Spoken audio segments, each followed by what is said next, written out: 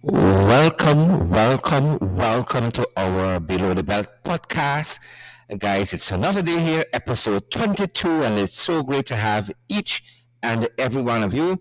And let us know that you guys are picking us up as clearly as you can. We are delighted to be here with each and every one of you. Wherever you guys are joining us from around the world, welcome. And we are so happy that so many of you have joined us today. We could not ask for more. Welcome to each and every one of you guys, wherever you guys are joining us from. It is our privilege to be here with you another day. Please let us know that you are receiving our audio very, very clearly. I see Lauren Jones has already joined us on YouTube. Good to see you, Lauren, and all the other folks who are going to be joining us. Really good to see each and every one of you and the other folks who are going to be joining us today as well on social media around the world. Guys, it's a privilege. We have a very special guest today. Let me tell you that. Up front, get it out of the way. A very, very special guest, the one and only Rickford Burke, is going to be joining us for this podcast. And we're so privileged, so very, very privileged to have Rickford. A lot of fast-moving events on the ground. We have the sitting of Parliament, and they're going to be discussing, among other things, that wicked, nasty National Resource Fund bill. That's going to be one of the things happening at Parliament, and we know there are lots of protesters out there at this time. Our thoughts are with them. I even touched base with them on the ground there this morning as I went into the National Assembly.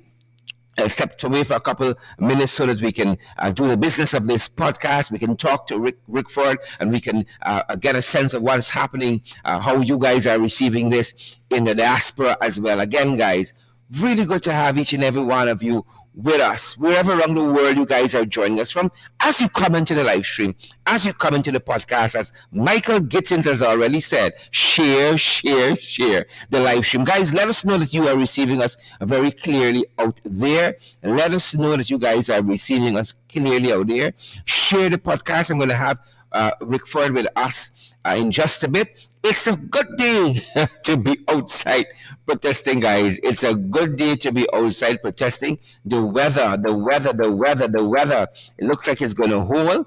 We want to tell you that currently it's the temperature is good outside. I don't know about the temperature where Rickford is. It might be different, but we're going to touch base with Rickford quite shortly. But the weather where we are, it seems to be a good day to be outside, and especially a day like today to make your voices heard. So those of you who haven't gone down there yet to the Ortichon Conference Center where the Parliament is sitting, you should be heading down there. We should be heading down there, and you could be in a bus, in a taxi, and still listening to us once again a little data. It's 28 degrees outside, folks, here in Georgetown. 28 degrees outside, and there's a very, very slim chance of rain this afternoon. There's a 13% chance of rain this afternoon, and we say it's a good day to be outside. It's a good day for a protest. And it's time we move off of social media and we get on the ground. I was on the ground with the protesters this morning, talking with some of them, and as soon as I done here, I back on the ground, people. That's how we gotta do it. As soon as I'm finished with the podcast, I know there are lots of you in the diaspora and perhaps in the far-flung areas of the country that wish you could have been here. But we feel you guys. You can be an activist on social media as well. Share our live stream. Let people know what's happening in this country. We want to see those emojis as well.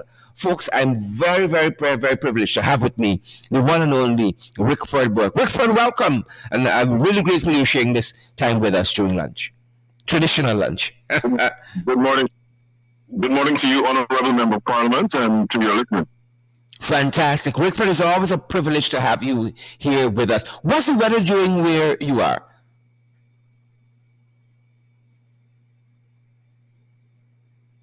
Rickford? I'm sorry I didn't hear what you asked. There's big feedback. There's a big feedback. Let me perhaps hang up with you, Rickford, and call you back in a second and see if we can change that. I don't know if the guys out there hearing that. Guys, let us know how you're receiving the audio at your end. If the audio is clear, I'm going to hang up with Rickford and call back. Yep.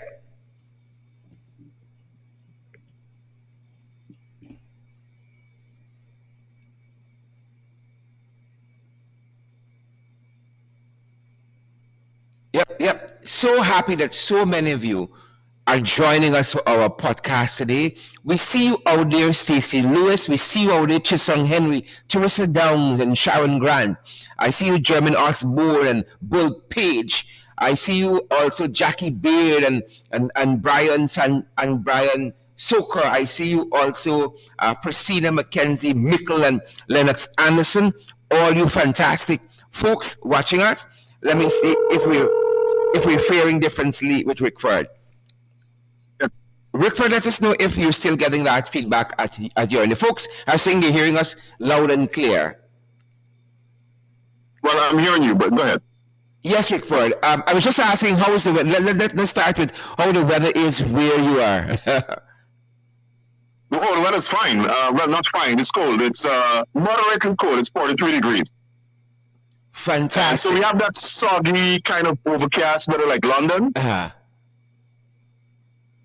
But I'm happy that I'm happy that even with that you are here with us in spirit and very concerned about what's happening on the ground. Rickford, what are your thoughts about this nasty Natural Resources Fund bill that the PPP is attempting to pass in the National Assembly? What are your thoughts? Well, I think it's an attempt to legalize the theft of the oil money. And that's why the PPP government fought to go into power, because they wanted money. The PPP is all about money.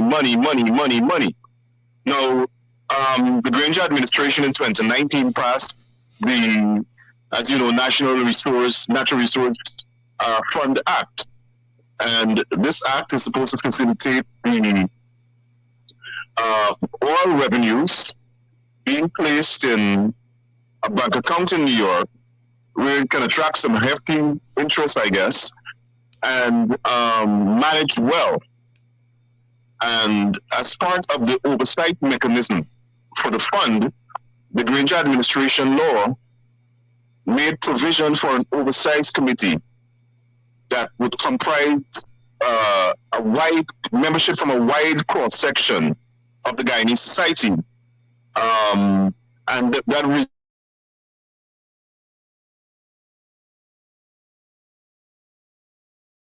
these are spent strictly for the development of Guyana and to improve the lives and well-being of the people of Guyana. And so what this new bill that the PUP government is bringing, it's removing all of the accountability provisions of the Granger Administration Act. And I mentioned the broad-based committee, which is called the Public Accountability and Oversight Committee. And the way that provision was structured is for that committee to have a representative from all 10 regions, a representative from the civil society organizations, a representative from women's organizations, a representative from youth organizations, a representative of the trade union movement, the Transparency Institute, community organizations, the Bar Association, the Press Association, the Consumers Association, representative from the Association of Chartered Accountants, the Private Sector Commission, and the University of Guyana. You can't get more transparent than that. That's a broad-based committee to provide oversight, to see exactly where this money is going, to ask questions, to see who's signing for what and where it's going. And the PPP wants to avoid that. Yeah. And so what they're doing is taking away the people's ability to monitor the fund. They believe that they alone own Guyana's resources and Guyana's money, Guyana's wealth. And we know what they have been doing since they were in government before. They have been stealing billions and billions and billions of dollars. The international community estimated that from the last PP government, that 23 years they were in power, they stole approximately $5 billion US. Professor Dr. Clive Thomas did a study that showed from 2001 to 2008, they stole $1 billion US. And from 2020 to 2012, just 2 years, they stole approximately $500 million US. That's not me, Rickford, saying that this is what researchers have found. And so we know when the PPP is in government, we have to put all mechanisms in all mechanisms possible in place to ensure accountability of the people's fund. Now, all of a sudden, a committee that represents the widest possible cross section of the community, of the society in Guyana, the PPP by Jagmeer is saying it's too burdensome for them. It's too burdensome. So they have to take away that provision of the law and put a hand-picked committee appointed by the PPP there to monitor the fund. And we don't trust them. Guyanese know you don't put cat to watch milk. And the PPP has a history of being a kleptocracy. And so Guyanese must all raise their voices and go out and protest against this mad rush to grab the people's money with no trace. They don't want it to be traced. That's why they don't want an accountability committee. That's why they want to put their own people there. And they want to remove the authority of this committee to provide oversight.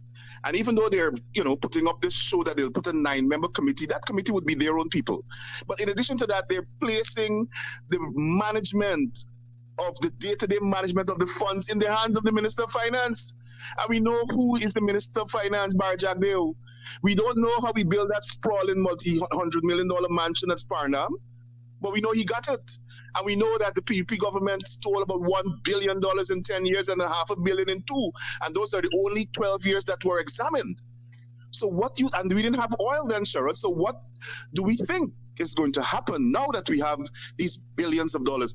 And in addition to that, finally, they have put in a provision in this new law that they're about to pass. They're going to use their 1-seat majority to pass, where it gives them permission to withdraw $1.7 billion from the fund in a year.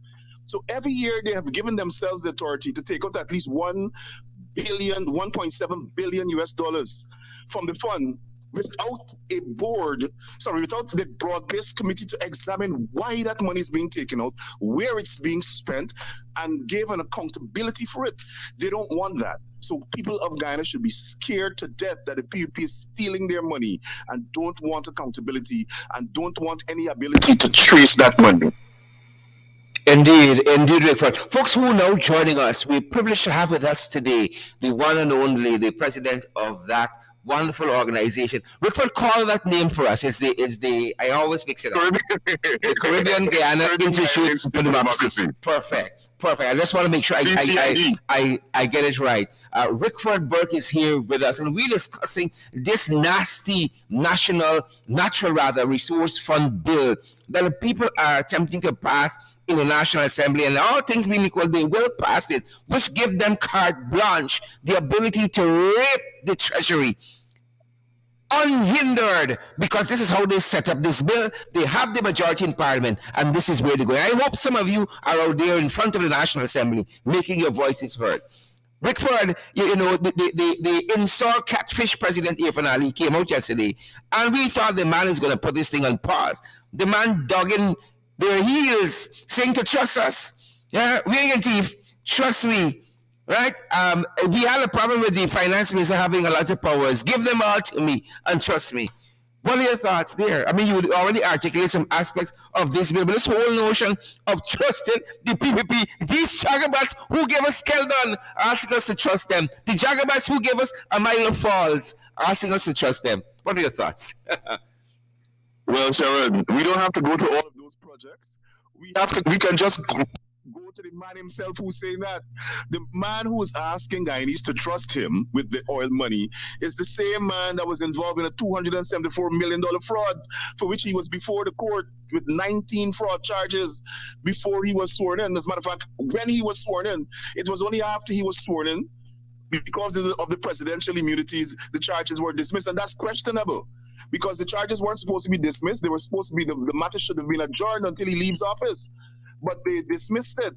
And that's so questionable. And that's why people don't have confidence in the judiciary. But not only did he say trust us, Sherrod, he claims that at the time that the APNU AFC coalition government passed that law in 2019, it was after the no confidence motion. And so it's illegal. The PPP has arbitrarily set up this straw argument that everything the APNU coalition government did after the no confidence motion is illegal. Well, legality And laws, the constitutionality of laws, aren't determined at Freedom House. It is determined by the courts. Precisely. They went to court several times, Precisely. as you could recall, Sharon, to argue that everything the government did or certain things the government did or the government must not be allowed to do certain things, and the court rejected it because the Constitution is very clear. Even the CCJ rejected it. The Constitution is very clear that on the passage of a no confidence motion, the government, the current government, stays in place until a new president and government is sworn in. And that didn't happen until August 2nd in 2020. So, the government was perfectly legitimate. The parliament was legitimate. They were part of the parliament. The PPP was part of the parliament. So why did they collect the salary of the parliament that passed that law if they thought that the parliament was illegal? So what they're doing is the argument make no sense. One time they're arguing, trust us. Next time, the people reject that. Next argument, well, the parliament was illegal at the time, the government was illegal at the time that the law was passed. People have rejected that. Barjagbe has said, this 22-member committee is too cumbersome. We can't deal with 22 people on a board. I'm sure every board in Guyana right now got more than 22 people or at least 22 people. They were saying that is too cumbersome. They were saying that the law requires too much transparency. This is the only government in the world that is complaining about too much transparency and too much accountability. One would have thought that out of the history, the kleptocratic history of the PPP, they would want transparency. They would want 52 members of the board rather than 22. But no, they don't want the people of Guyana. They don't want the people of Guyana who represent the widest possible cross-section of the community to know what they're doing with the money. They think them alone own the country, them and their supporters. And Sharad, what they have been doing with all this theft, they are systematically transferring the wealth of the country to themselves and their ethnic supporters. And we should stop that. The wealth of Guyana belongs to everybody. And if there is going to be a transfer of wealth as a result of our exploration of our natural resources or exploitation of our natural resources, then that wealth that accrues from that exploitation of the natural resources should be transferred to every Guyanese. That's why in some countries like Libya and other countries, you have a direct cash transfer to citizens. In countries like Libya, education and medical expenses are free, even if you have to travel outside of the country for medical expenses to do a surgery. The government of Libya pays for it. When you graduate from college, having gotten a free education, the government ensures that you have a job and a house free. That's because the wealth of the country that accrues from the resources, the oil resources, belong to the people. And so we must not allow the PPP to just use Guyana's resources and the natural patrimony and our wealth only for themselves. They're a bunch of thieves. All of them are a bunch of thieves. All of them have been before the court, from the Minister of Finance to everybody. That's how they fraud. And that's how they built Protocol. You would recall that the reports that we read when the auditors provided the reports after they left government, you'll see that they use government money to lay out the infrastructure work in Protocol 1 and 2. And then they bought all of the other properties or land that they own next to nothing. Yep. And so it is because of the history of kleptocracy, the history of theft, the history of PPP fraud, that we are warning that they are about to steal the money, the oil money, and we must do everything in our power to stop them. Rickford, I know there are folks out there from across the political divide, especially the trenches from the PPP, who tune into our program. Whether to cuss us down or to listen intelligently remains a toss-up. But there was a feeling that among them, that these guys might have changed, these leopards, right, might have changed their stripe, these jackasses might have changed from gray to some other color. But it's more of the same. They stole the last election, and now they're coming there thieving out the money right in front of the pages of their people. And it's quite surprising to see some of the trenches on talking about SOPs.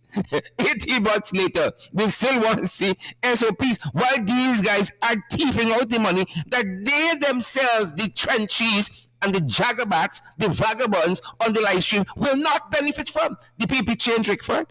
They can change. Absolutely not.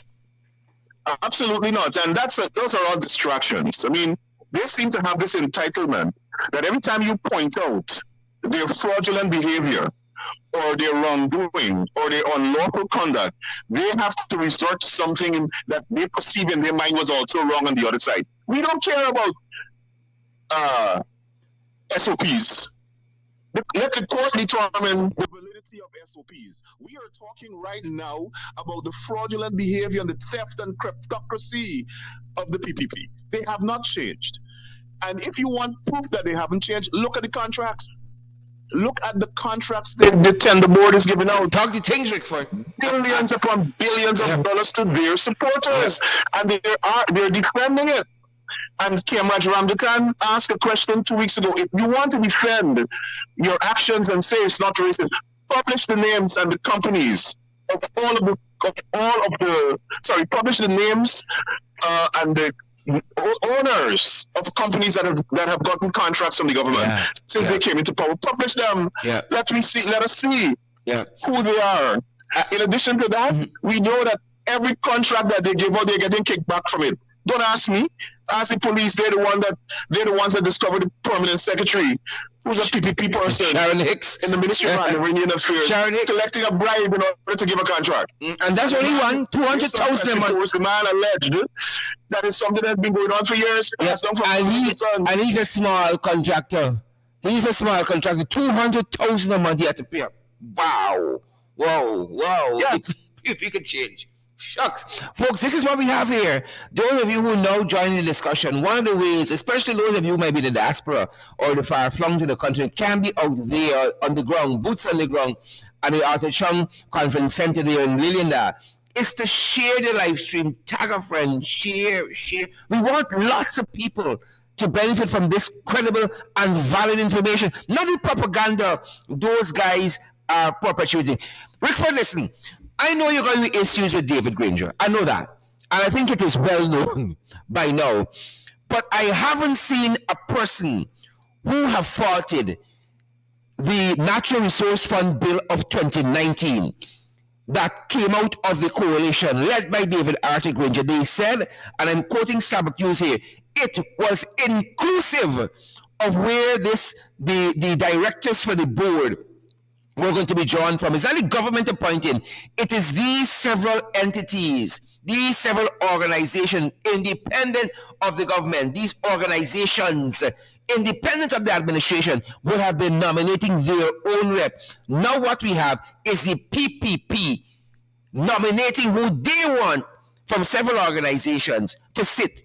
Really and truly, this is Jack Dio, your best friend, Rickford. Is he orchestrated and masterminding this dastardly, wicked, nasty act? It is him. So vote David Granger for what you want, trenches and others. The consensus is that at least this piece of legislation here, the precursor to this, the Natural Resource Fund Bill, well, it was implemented into law. The Natural Resource Fund Act of 2019 was a decent piece of legislation, and Starbuck News said it offered a model of what inclusivity could have looked like nationally. Your thoughts? Exactly. Of course, I have my issues with David Granger, but at least we know we didn't have fraud and we had good governance under David Granger. My issues with David Granger are political. Now, and that is the point I was making earlier. This isn't a hand-picked committee of 22. This is a request going to these organizations and institutions and regions, asking them to nominate a representative from among themselves to be on the committee to monitor Guyana's oil resource. Why? Because the resources and the money belongs to the people of Guyana. The PPP doesn't believe that. The PPP believe that they're in power and the money belongs to them and their supporters. And they're governing like Trump. They're taking an example from Trump. Their template for governance is Trumpism. They're only running the country for their own ethnic supporters. And so what the PPP bill does, Sharon, is it is an assault not only on good governance, it is an assault on financial accountability. It's an assault on the democratic right of the people to be involved in the management of the natural resource fund, the money that the government that we get, our country gets from the sale of oil. The PPP is denying the people that right when the money belongs to the people. And so we have to drill this in the people. The money belongs to them. The money should only be used for the development of the country and the improvement of the lives and well-being of the people. And so the people have a right to speak up and condemn. And you believe that these people will wake up. Even their own friends in the private sector have condemned the bill. The Chamber of Commerce has said, put a pause. No, we need national consultation. CGID from the diaspora, representing the diaspora, has condemned the bill. ACDA, representing the Afro-Guyanese population, have called for them to have condemned the bill and has called for them to have a referendum if you want to change the structure of the Committee of Oversight. And you have so many other organizations throughout the society condemning the bill, and they still have the goal to bring this bill. And when you check the representation of the organizations that have condemned the bill, they represent almost 70% of the population. You have private sector, civil society, political organizations, cultural organizations. And they're still going forward. Why? The only people who have not condemned the bill are the ethnic supporters. So they are definitely governing. And when we say ethnic supporters, I want to be very clear. They're very good other persons in the East Indian population of the country that don't support PPP racism, corruption, and lack of accountability and bad governance.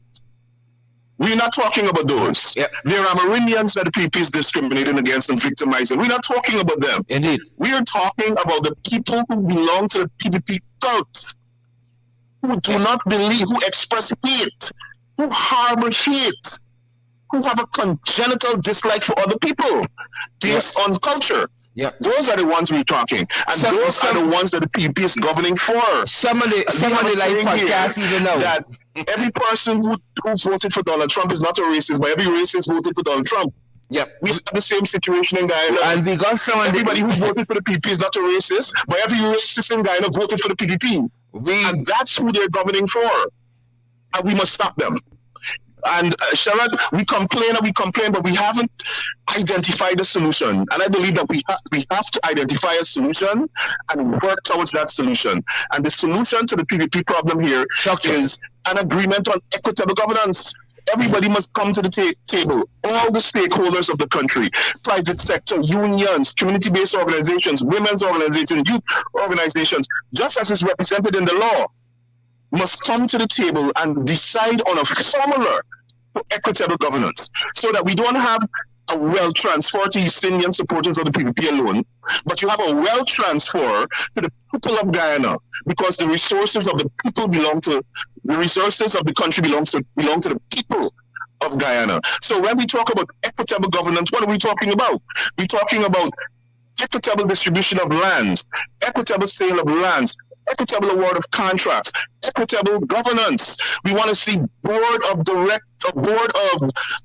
directors of government institutions and corporations with equity, equal treatment. The Constitution of Guyana mandates it. It grants each citizen equal protection under the law. Indeed. And that's what we demand. We're not demanding any foreign thing. Indeed. We're not demanding any privilege from Barjabir. We're demanding what the Constitution and the laws and the inalienable rights of the people say. Equitable governance. Everybody must be treated equally.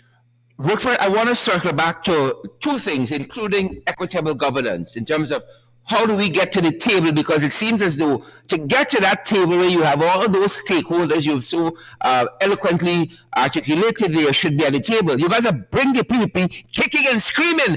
How do we get there? Number one, you talked about those organizations like AGDA who have come out and against this nasty natural resource fund bill that people are attempting to pass. And I want to also identify and say kudos to the Trade Union Congress. They have also come out against this bill. The Article 13 group, they've also come out against this bill. Transparency Institute of Guyana, they have also come out against this bill. So it's a wide cross section. I saw Stabrook News wrote some very, very strong editorials against what they're doing, including Kaito News, the editor, the publisher rather, of who Mr. Glenn Lal we had on our program just last evening, come out against this bill. So it's a wide cross section. It has nothing to do with the opposition happening to AFC, but everything to do about safeguarding what is rightfully all of ours, and including more so the future generation.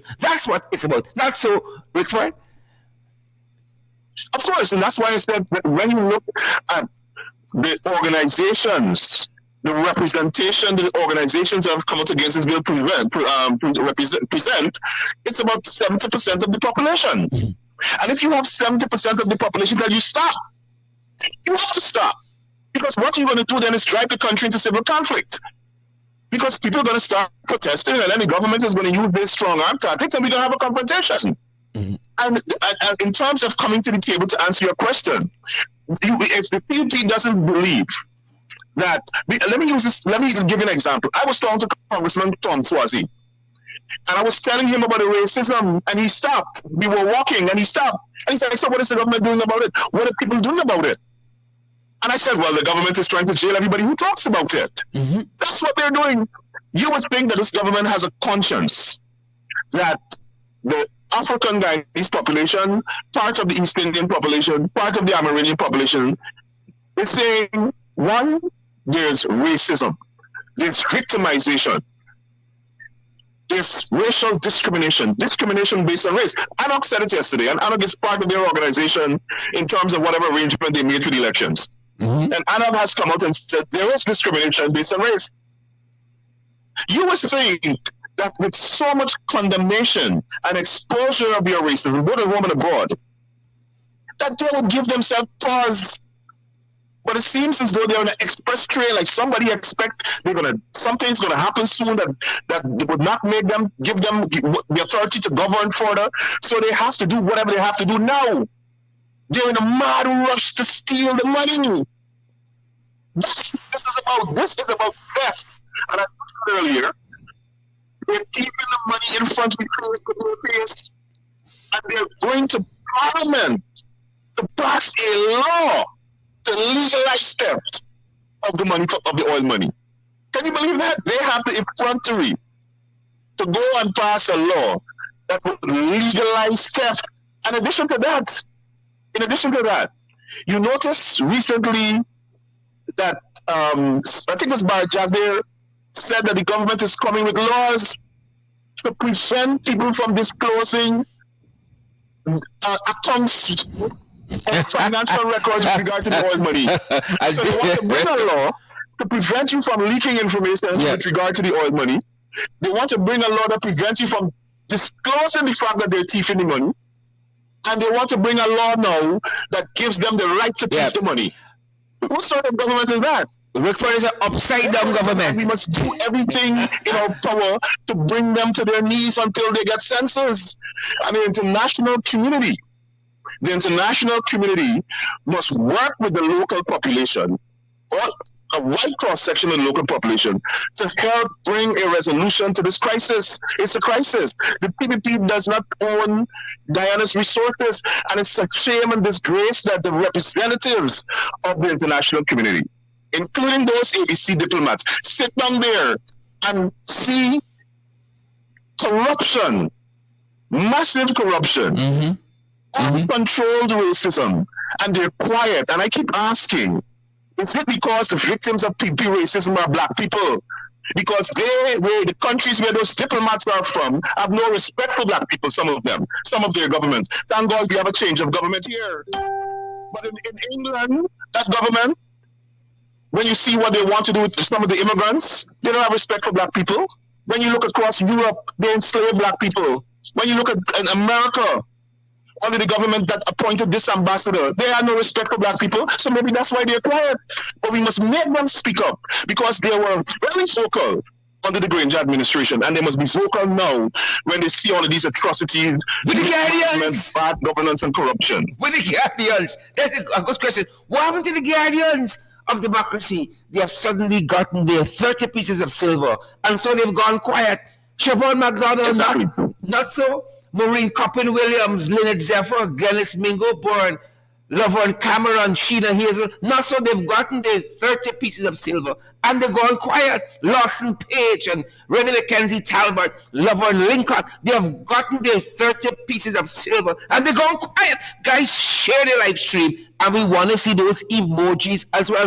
Hundreds of you are watching us and we want to get out this information. Don't bother with the trenches and the jagabats on the right podcast talking the nonsense. Some of them outside the Artichung Convention Center, but I'm happy that the guys out there dealing with them. Folks, we got to get these people out, you know. Rickford, we got to get these people out. We can't take 5 years in this. We cannot take 5 years of this. And people are hoping that we have the kind of person we need in the new leader of the PNCR that is going to help us, because he's supposed to have some unique skill sets. Rickford, we might need you on the ground here too. We might you on the, you know, soon you say Rickford, bug them guys to start trembling. You know them guys that start trembling. I am telling you, they think they're Scotland Yard or Interpol or something like that. The people upside down. You know, I see, Rickford, we're seeing some weird things on the ground. These guys are going after people who selling firecracker with a ferocity, fireworks with a ferocity. 2 tons of cocaine was shipped to Belgium. We'll see them people gone up the cold step yet. We see 1,300 pounds was shipped to the Netherlands the other day. We see nobody. We see they're going after these traffickers with the ferocity. They're going after people who selling fireworks. Rickford, fireworks, just for engaging the attention of the government. Fireworks, people selling. To catch your hand in this hard guava season. Things tight here, wherever you are around the world. Things tight in Guyana. Be worried about fireworks. We are having the sitting of the National Assembly to debate and talk about the people's business. To talk about the people's business. In the middle of that, Rickford, blackout. In the middle of that, blackout. Rickford, if that happens in the Congress of the United States, you can appreciate being there, what the repercussions would be. Blackout. Rickford, in the oil-producing republic, the National Assembly. Somebody's going to be fired. Somebody's going to be fired. Or promoted. And Sharon, let me say this. What you said about the cracking down on this sand is very important. The PPP is establishing not only an apartheid regime, not only an ethnocracy, they're establishing a full-fledged dictatorship and autocratic regime. They are cracking down on dissent. They don't want people to oppose them. They don't want people to express opposition to what they're doing. So what they're doing is going through the community, going through the society, and try to use the police force as their own vendetta squad. The police force has replaced the death squad, you know. They're tracking you and shooting people and all of that like the death squad was doing. They have now empowered the police force to be their personal PPP death squad. So what they're doing is going through the society to eliminate all possible avenues of dissent. So they see the man who's selling firecrackers, not as something, I mean, we know firecrackers are illegal, but some forms of them are not. So they're thinking that, okay, firecrackers, if somebody throw firecrackers, you know, they can come and burn down something, or just so they can blame firecrackers about it, now they build police buildings. Right?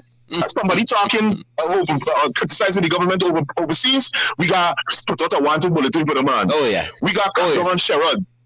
Right? I hear they're planning for you. Police officers have said to me they're planning for Sherrod. But I'm planning for them too, Rickford. I'm planning for them too. Right. And let me tell you something. A law enforcement agency in America has confirmed to me that the Guyana government is conducting espionage. They're aware that they're listening to people's phone calls. Yep. They're aware that SOCO, a law enforcement agency in the United States, is monitoring SOCO, who is invading the privacy of American citizens. SOCO is listening to the calls of Americans when they call Guyana, which is a violation of U.S. law. So let me put SOCO on notice that we know what they're doing. Yep. Wicked And stink and whoever dirty. else is tapping people's phones in Guyana, we want to let you know that United States law enforcement know what you're doing. And look, and look the the people names of some of these officers involved in this activity. Because we got our own intelligence, Sharon. Look at the people who listening. I don't want to say more than that because you can't give the enemy more, but I want to put them on notice that we know when they're listening to we listening to them. Yep, and we know them, the wicked stink and dirty. The head of SOCO, Mr. Karen Bash, he was investigated by the Police Force Commission, by the Police Service Commission, and found him wanted on sexual misconduct. So when he talking about Jordan misconducting himself in office, you can imagine the hypocrisy.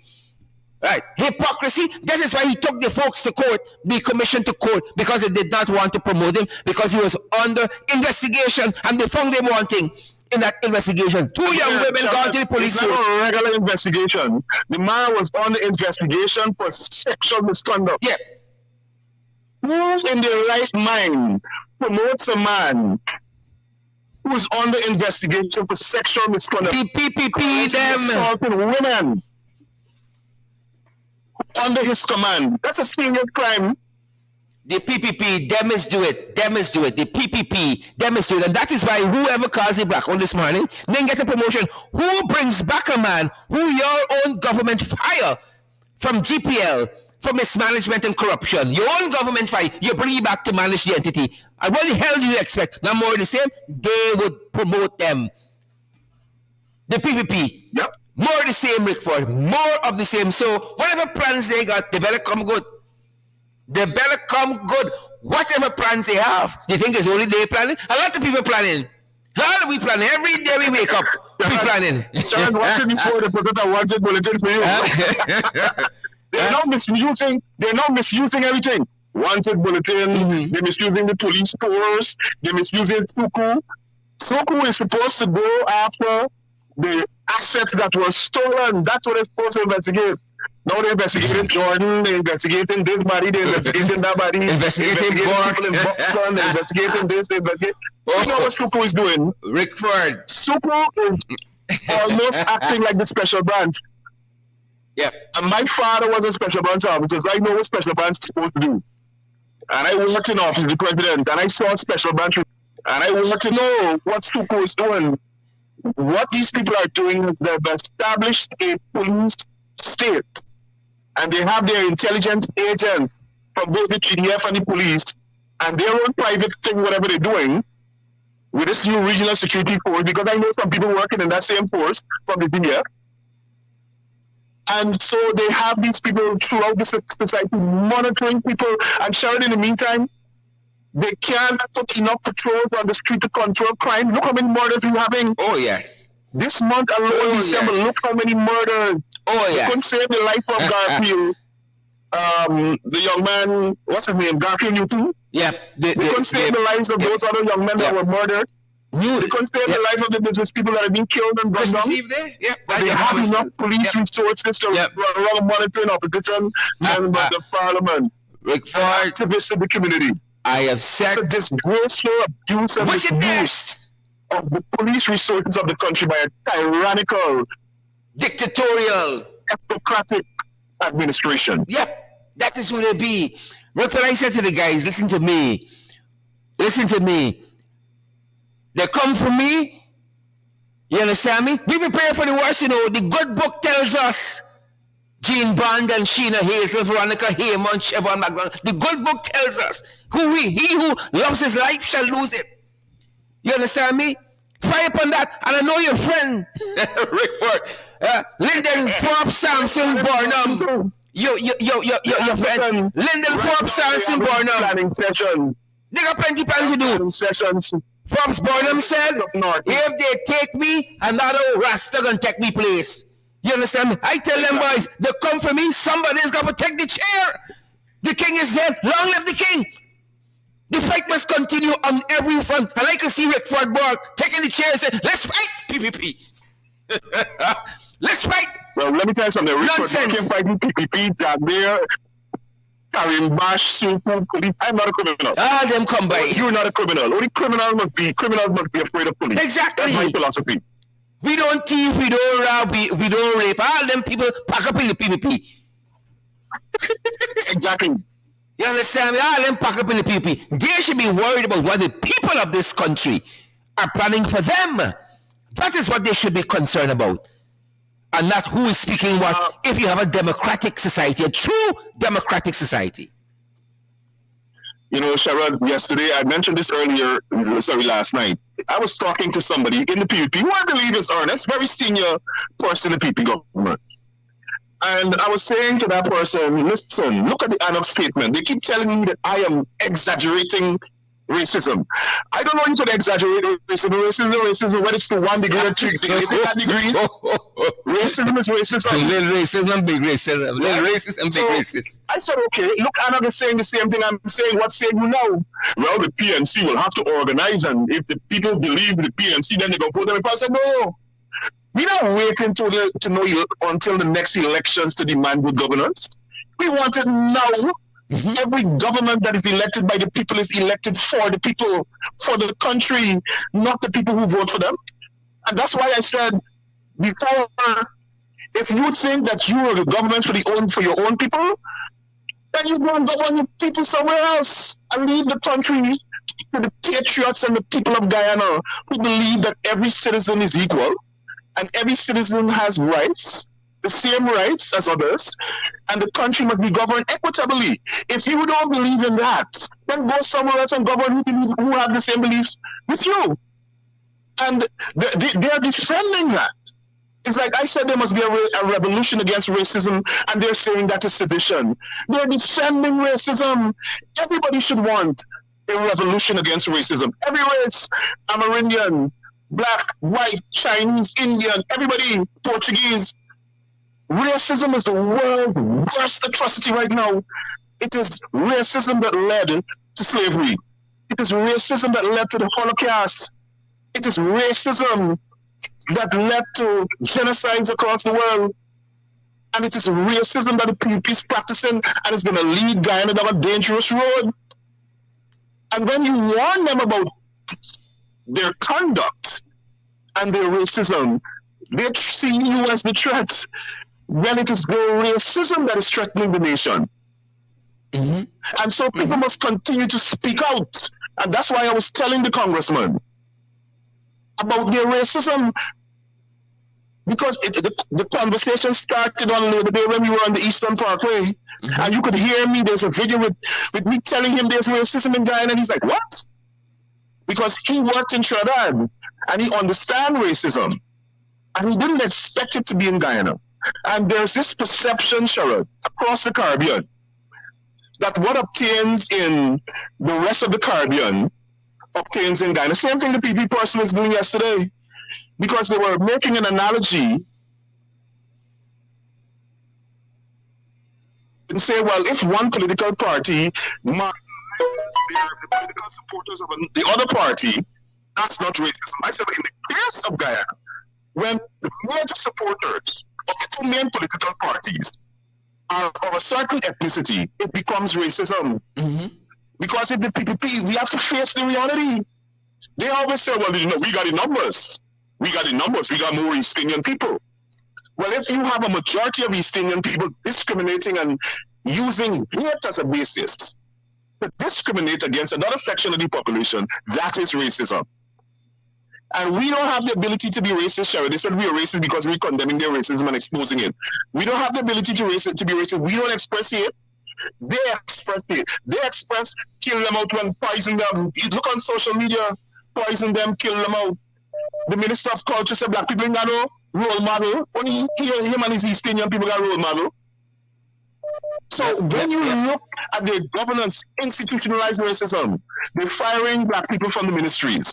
They're firing black people from certain corporations of the government. They're removing people like Calvin London and Trevor Benn based on race. It is not politics. They don't want them to know what is going on in their government because they perceive that they're going to be of a certain political persuasion. Aye.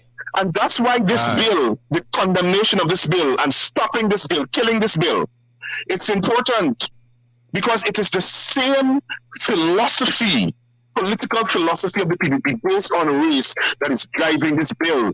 They want to secretly thief the money, give themselves power through law to thief the money, to transfer the money of the country to them and their ethnic supporters. And we must stop it. It must not happen. The money belongs to everybody. Because what we're doing is building a Sudan society in Guyana. And it is a dangerous thing that they're doing here, giving themselves authority to take up to $1.7 billion US a year with no accountability. We're going to see Pradovilles popping up all over the place, Barbies, quarantine everywhere. And you're going to have more poor people who don't support the PPP. Yeah, you know, some of the supporters of them, some of the trenches and the jagabats that are on the podcast right now, making all kinds of wicked and lewd comments, would never own a house in a Prado, but they ain't care, you know. They ain't care. Once it's that certain set of people. It is triumphalism, Sherrod. Yep. What we're seeing from the PPP supporters is ethnic triumphalism. They believe that because they won the elections via corrupt means, fraudulent means, invalid votes, fraudulent votes, that they own the country and they own the voice of the country and they own the public space. So nobody else must occupy the political and public space of the country. They believe they're entitled to it. If y'all in, be careful. The PP government don't go to court and pass a transport of Guyana in their name. That's where they go. They think the country belongs to them. They think they own the transport for Guyana. Look at their comments. Look at their comments. They think they own the country. And it is commentary, triumphalism, and racism, such as demonstrated by the PPP and their supporters, that lead nations to civil conflict. It's a fact. Even Comrade Ramjatan said it, they're inciting riots. Their actions are inciting civil conflict. And the international community must step in at this point in time and stop it. Because who's going to accept there are people being killed, there are people being racially discriminated against, there are people being victimized and marginalized, taking away jobs, taking away lands, blocking them from getting contracts. Who is going to live through 5-10 years of that nonsense without protesting? So it is the responsibility of the international community who claims that the PPP is a democratic government, but governing through autocratic measures. It is the responsibility of the American ambassador to speak out. It is the responsibility of the Canadian ambassador to speak out. It is the responsibility of the European ambassador to speak out. The same gusto the European ambassador has where he wrote Granger and tell Granger, let me see a statement of Paul. Let him write the PPP now and tell the PPP to engage in good governance. Let us see what the response is going to be. Yep. And it's the same. They can send out the feral blaster. Responsibility the UK ambassador has, but she wasn't here June last year. Yep. She has a responsibility to speak out. All of them, all of the diplomats in Ghana, the Indian ambassador, all of them, Chinese, Russian, they have a response. They constitute the international community, the UN representative. All of them have a responsibility to speak out. Silence. Their silence must be condemned. It's not an option. Democracy is at stake, and they must speak out. Indeed. Rickford, you and I are picking up this conversation this evening again in the ring. For all those who are tuned in, we're watching to program time, and Rickford is going to be back in the ring with us for us to continue this conversation on the nastiness, wickedness, the stink and dirty nature of the PPP and this nasty natural resource fund bill that they're seeking to pass here. And they have the majority. It's only act of God is going to prevent them from passing this bill. One seat majority, one seat majority, and using that nonetheless. Right? But they got some trenches who don't care. One's eating their bread and care. Who else starving? And that's why we head into a dictatorship. It's already here. It didn't come in. It didn't creep in. It's running. And that's what we're dealing with here. Rickford again. Thank you, my brother. I'm going to see you in a couple of hours. Rickford, folks, is the president of the Thank you. Thanks for having me. Of the Caribbean Guyana Institute for Democracy that is based in New York. And we always love to have you on our program to give guidance to these and other issues. Thanks, Rickford. I'll see you in the ring. Awesome. Folks, that's our program today. You guys took the opportunity to share the live stream. Tessa Isaacs Gravesandi, good to see you. Sumo Williams, good to see you. Paramdi, Paramdai Haricharan, good to see you out there. Andrew Cuthbert, good to see you. Jackie Baird, Andrew Cuthbert. Dundas Lois. Is Lois or Lewis? Dundas, good to see you. All you folks who have joined us. Michelle Johnson, good to see you as well, folks. Thank you for joining the podcast Below the Belt. Who vex? Who vex lose this wicked, stink and dirty PPP? Then the Parliament right now in the National Assembly trying to pass this nasty Natural Resource Fund bill. That's what they're doing. Thieving the money, legalizing the thievery. That is what they're doing in the National Assembly. Folks, as you go, thanks for joining us for our podcast during this lunch break. We know some of you guys based on where you are in the world or just generally, you all eat lunch anytime. Soon as my wife finish cooking in the morning, I eat lunch 9, 10 o'clock. I ain't care. Who expects? Guys, thanks for joining us. We're going to see you back in the ring. We're going to have Rickford join us among some other folks and talking about this issue and how the wicked stink and dirty. Stay safe out there, guys. Stay safe out there. Share the live stream. Those who are going to come back and listen a little later on. Share the podcast, guys. We will only bet. Thanks for joining us. Who vex lose? See you in the ring tonight at 8. Thanks for joining our podcast, Below the Belt. That's our time today, folks. Thanks for staying with us.